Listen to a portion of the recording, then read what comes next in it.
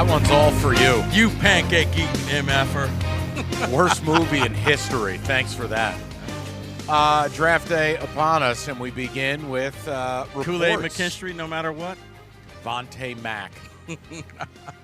Can't believe he gave the ball to a fan. It's his sister. She's dying. As a matter of fact, she's dead. Indeed. All right, so let's begin the day with Albert Breer, shall we? According to SI NFL insider Albert Breer, the Lions are one of several NFL franchises interested in trading up from their current spot. Among the teams exploring a trade-up are the Lions, who are sitting at 29. After 2 years of multiple firsts, which brought them Aiden Hutchinson, J-Mo, Gibbs, and Campbell, the Lions are likely looking for an edge opposite Hutchinson. That sound you just heard was Rico's denim getting turgid. Or perhaps another corner. So let's begin here. I know that would be the best scenario for the fans tonight, which is we have a trade, the Lions are on the clock, and it's pick 18.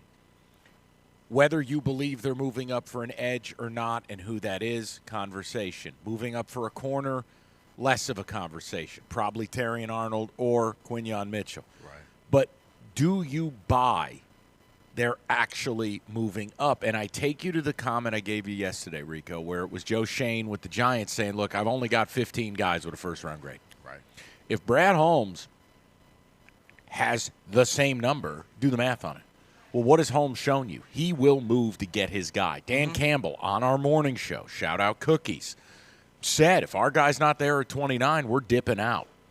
So how much stock do you put into this? I'll throw the number to the people, and I wanted to start draft day with this because this is the hype move. It is. Whether it's right or wrong, Right. I leave to you. This would be This pandemonium. it'll excite the crowd because that means you don't have to wait till midnight. It means that they're going to move up and maybe make a pick around 10 o'clock or so. You'll get to see who that Lion is. Maybe he's actually in the green room. How much do I put into this? How much stock? None. The problem is The deflator. no, it's not the deflator. It's Mike, you've done this long enough to know. The real moves are the stuff that's done in silence. Brad Holmes moves, as I told Doug and Gator, he's like the G in lasagna. He moves in silence.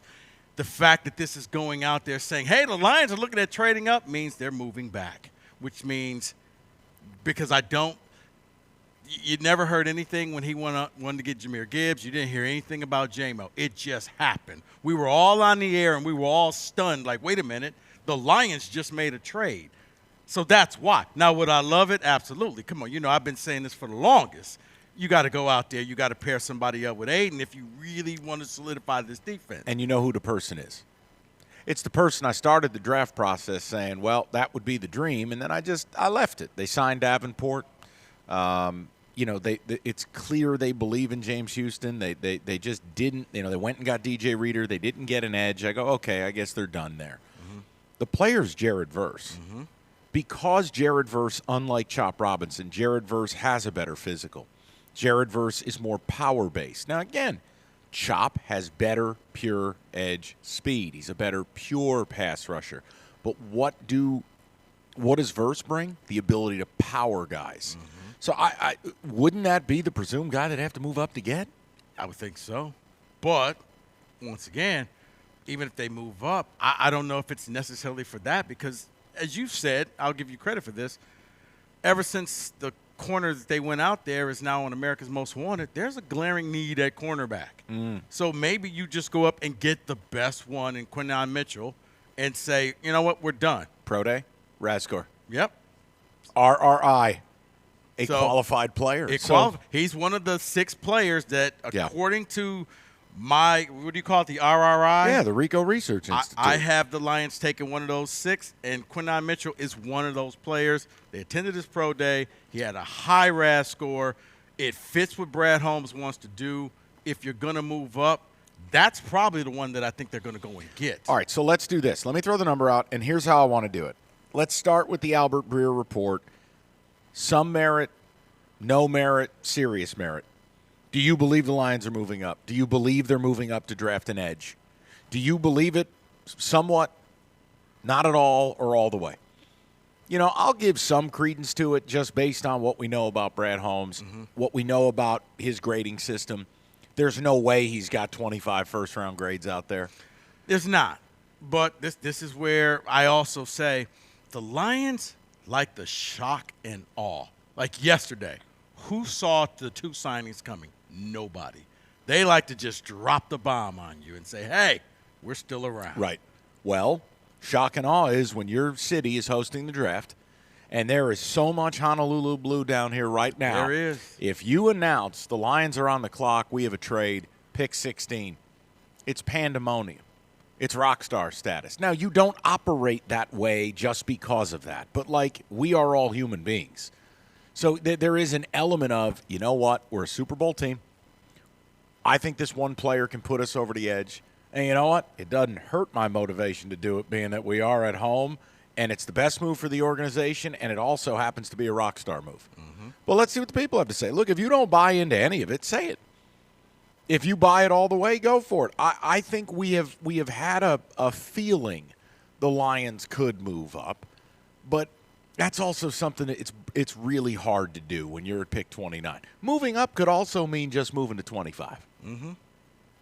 Maybe Chop is that guy. Maybe they want that just pure third down specialist as insurance on James Houston. I don't know. Or maybe versus that guy that just starts slipping. They're like, you know what, Brad? Let's just go ahead and make that move. And we move up to pick 25 and go get him. That's it. So I wanted to start the day with that. 248-539-9797. Some of partially, all of it, none of it. Do you buy Albert Breer saying this team's going to move up? David, what do you think, man? I mean, are we insane that I partially believe it? Rico has no belief in it. No, I believe it. For sure I believe this. Because yesterday, the Freep had an article saying, not saying it, but basically asking Terrion Arnold if they said anything about trading up. Of course, he's going to keep it secret. He's not going to say anything. But the conversation about trading up seems to be happening every day here with the Lions at one point or the other. So, yes, I believe they're trading up. But what you said may be more true, Mike. It may just be the 25. Yeah, I mean, it's crazy into 12, but everyone views trading up as what Atlanta did to go get Julio Jones. No, that would surprise me. But again, look, this is the beauty of Brad Holmes. He identifies the players he wants, and he's willing to do what's necessary to go and get them. No one had a belief they were going to move up and go and move to pick 12 2 years ago. Right. All right. Now, I thought it was going to be Rico's dream sequence, Jordan Davis.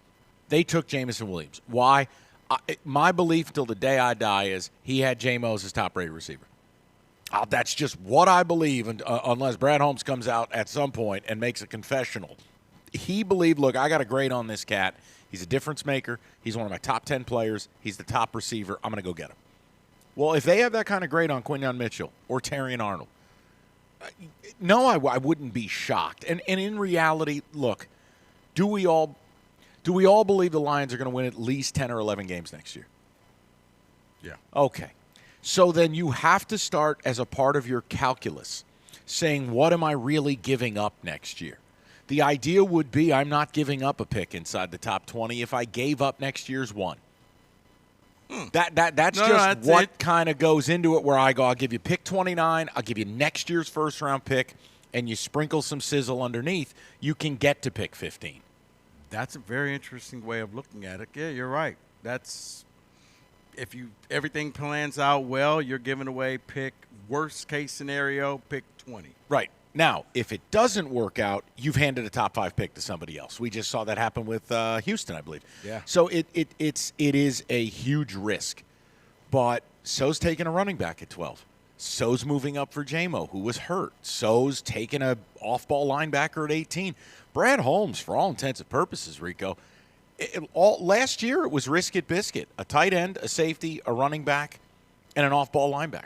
Well, it's funny you mentioned Houston because Houston did go all in and say, you know what, F the picks. You could have our picks next year. We see 2 guys that we want. We want both of them.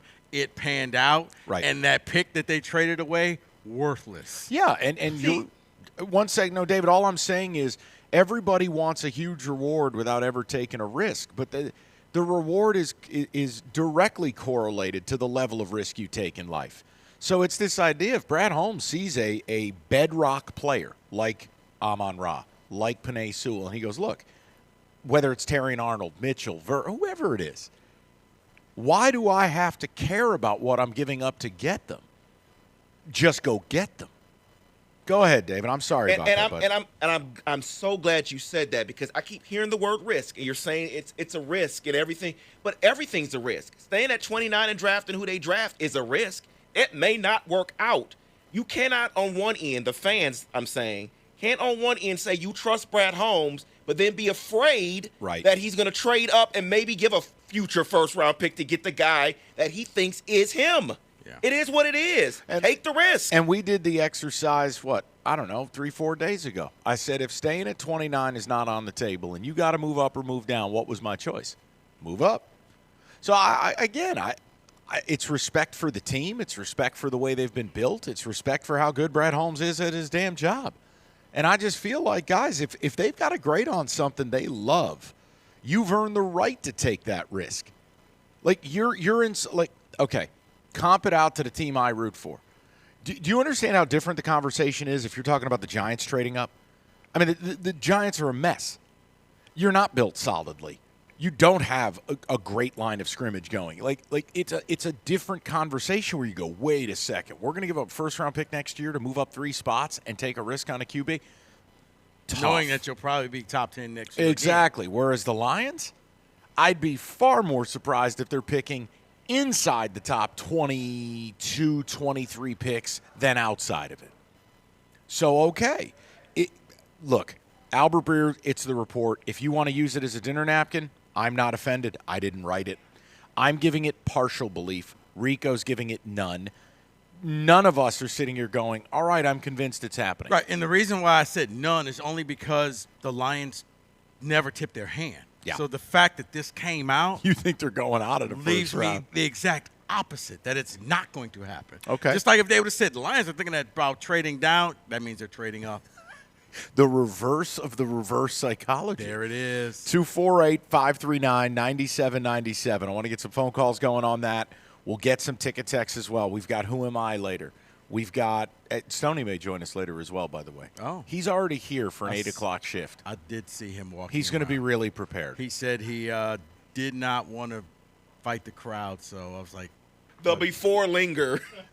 I mean, the pre-linger. David, it was noon. Like, you do realize that's a full work day. Yeah, if anyone would like to have lunch with Michael Stone, he will be milling around the NFL's draft site for roughly the next 7 hours. He'll meet you downstairs in B-Dub. He may even buy you something. Anyone got a birthday party, he will indeed jump out of the cake for you. He will sign autographs. He'll take selfies.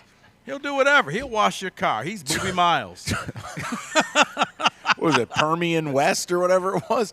248-539-9797. Rico,